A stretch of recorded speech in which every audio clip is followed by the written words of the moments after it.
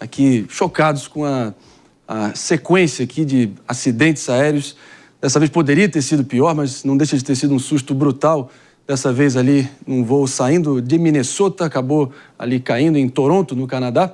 E dessa vez foi um avião da Delta Airlines, capotou ao tentar pousar no aeroporto de Toronto, ali já em solo canadense. A imagem que a gente está projetando aqui na tela das multiplataformas da Jovem Pan é incrível, para dizer o mínimo. E para você que está nos ouvindo na rádio poder compreender exatamente, ter a dimensão da brutalidade ali, do impacto, o avião realmente vira ao contrário e talvez por isso acabou sendo uma bênção disfarçada para não ter um estrago pior. Mas ninguém melhor que o nosso querido Diogo da Luz, comentarista aqui da casa na nossa querida Jovem Pan News e também ex-piloto de aviação civil, entende tudo e mais um pouco sobre esse tema e está, lamentavelmente, muito acionado em torno dessas tragédias que vem acontecendo com frequência, né, Diogo? Mas você sempre agrega e muito. Qual foi a tua leitura dessa vez, hein? Já tem uma resposta? Como é que isso é possível? Bom dia, André, a todos os amigos, especialmente vocês que nos assistem de casa ou da rua, seja de onde for. O que tinha nesse avião no momento do toque, sem dúvida, era excesso de energia.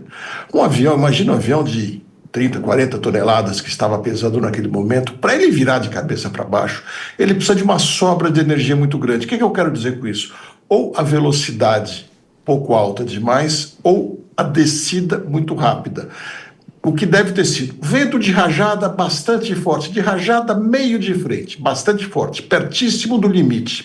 Às vezes acontece que ele ultrapassa o limite, porque o vento de rajada ele não é constante, tanto que é de rajada. De repente vem um vento muito forte, o piloto reduziu bastante e quando está pertinho da pista esse vento diminui drasticamente. O avião afunda muito rápido. Ou então o vento forte faz o avião querer voar e o piloto, na ânsia de pousar, empurra ele para o chão e o toque acaba sendo muito forte. Foi tão forte que quebrou o trem de pouso direito. Pode ser que tenha havido alguma falha no trem de pouso, mas é raríssimo imaginar isso. Então é mais provável que tenha sido em razão do vento, neve e uma série de fatores ali próximos do limite que aumentam muito o fator psicológico sobre o piloto. Meus amigos, a bruxa está solta definitivamente. Vou com o Mano Ferreira para a próxima pergunta. Fica à vontade. Diogo, primeiro lugar... Na verdade, se você puder, eu vou te interromper brevemente, só para recepcionar agora sim os ouvidos atentos de todo mundo no corre do dia a dia, no carro, no trabalho, enfim, sintonizados aqui na frequência da nossa Jovem Pan News Morning Show a todo vapor, com o Diogo da Luz, especialista em aviação civil, foi piloto muito tempo. Mais um acidente aéreo vem se tornando cada vez mais comum.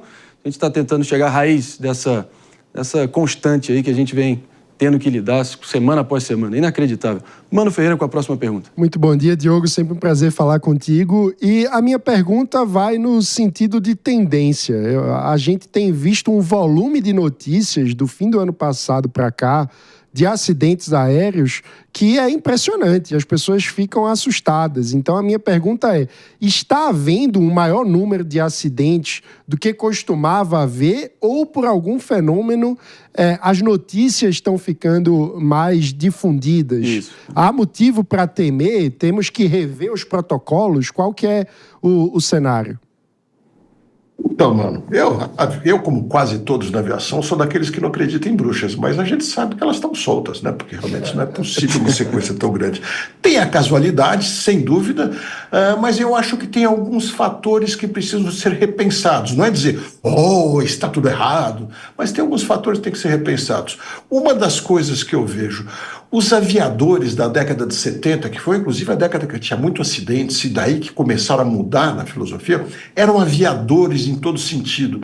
Eram pessoas que desciam dos seus aviões, dos aviões comerciais, do seu trabalho, e corriam para voar de planador, para ter uma aula de acrobacia, alguma coisa assim. A aviação estava muito no sangue. Hoje nós temos cada vez mais funcionários da aviação. Esteja errado, está certo, mas a vivência é diferente. Quanto mais você tem funcionário da aviação, é aquela pessoa que desembarca do avião e vai cuidar de outras coisas, às vezes até outro trabalho. Essa pessoa está menos envolvida em detalhes, em minúcias da aviação que muitas vezes podem ser importantes para resolver o acidente. Você veja nesse caso, estava tudo dentro do limite, mas muito perto do limite, bastante neve, bastante vento, o tempo estava bom, mas a visibilidade com esse vento forte perto da pista fica prejudicada, porque no vento forte levanta um pouco de neve, também atrapalha a visibilidade. Tudo isso faz com que estivesse dentro das especificações, mas possivelmente as limitações psicológicas tenham sido ultrapassadas. Quem for passageiro aí de linhas aéreas Brasil e mundo afora e disser que a partir dessa sucessão de acidentes aí, um atrás do outro, não está entrando ali na aeronave pensando, cogitando o pior, minimamente, por mais breve que seja, acho que está mentindo. Isso acaba gerando uma paranoia generalizada, mas é sempre bom lembrar. A aviação civil segue sendo anos-luz à frente ainda um modo de transporte mais seguro que o homem já concebeu e que está operando nos dias de hoje. Pepe, fica à vontade aí para a próxima pergunta.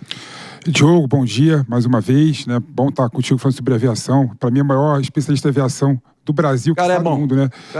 Eu queria que todos os pilotos que eu entrasse no avião fosse o Diogo pilotando, ia estar tranquilo, ia estar bem, né? Traz tranquilidade. Diogo, a pergunta é a seguinte, Diogo, você falou aqui um pouco da diferenciação entre o piloto da década de 70, né, que eram pilotos, do piloto do funcionário da aviação, né, que são os pilotos de hoje em dia.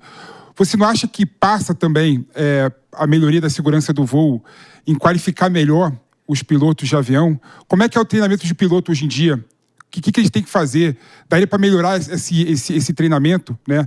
Porque certamente, em muitos casos que a gente viu, apesar das investigações não se encerrarem, né, pode ter também falha humana, né? E pelo que você falou nesse caso específico aí do Canadá, houve, de fato, uma falha humana, né? Aliás, daria para a gente, pelo menos, conjecturar que houve uma falha humana.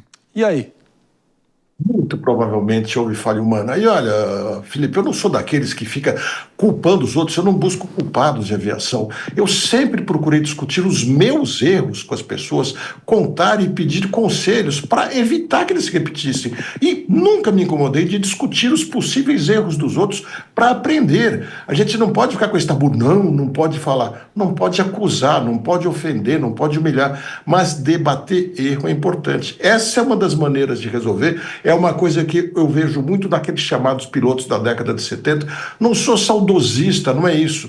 Mas é que a aviação mudou, ela cresceu muito. Ela não comporta mais ser voada só por aviadores apaixonados. Essa é um pouco a diferença. Então, veja que, lógico, se eu for entrar no avião e pensar, o comandante lá é aquele que, quando sai do avião, ele vai voar de planador, fazer um monte de experiências, de peripécias e aprende a sair de situações difíceis. Ou outro que é um burocrata, muito competente, mas burocrata, eu prefiro o aviador apaixonado sempre, entendeu?